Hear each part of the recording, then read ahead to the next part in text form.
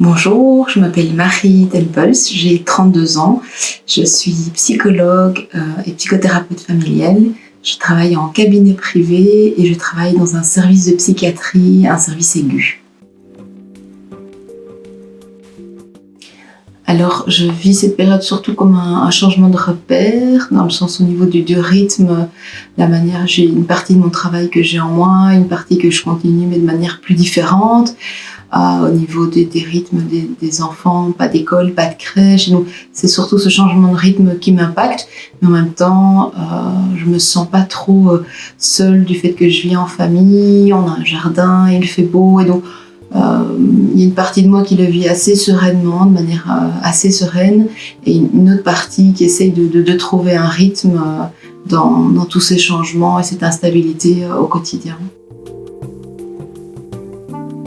Alors un défi, c'est dans mon travail hospitalier, c'est la question du contact. Donc avec les personnes qui arrivent en crise chez nous, on a l'habitude de pouvoir aussi avoir un contact physique pour les aider à se contenir, pour les aider à calmer leurs angoisses et d'être coincés par la distance d'1,50 m et d'avoir une personne qui fait une crise d'angoisse devant nous, à se taper la tête contre le sol.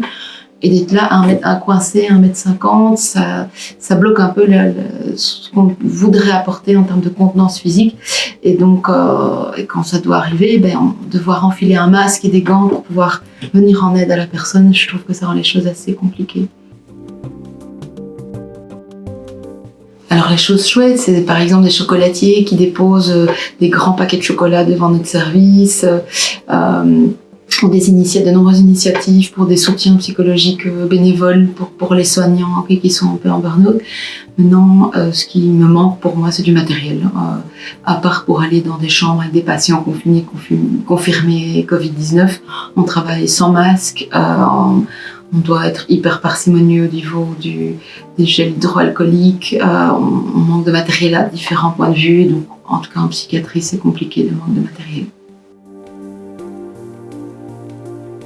Ce qui m'aide à tenir le coup, c'est le beau temps d'abord, ça joue beaucoup sur le moral.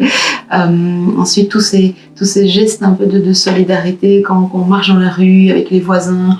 Il y a plein de gens qui nous disent bonjour, qui entrent plus facilement en contact, je trouve, qu'avant. Ça rend du baume au cœur. Et ce qui m'aide à tenir le coup, c'est d'espérer que toute cette crise va servir à quelque chose et va faire bouger les mentalités, que ce soit au niveau climat, que ce soit au niveau de la solidarité, etc.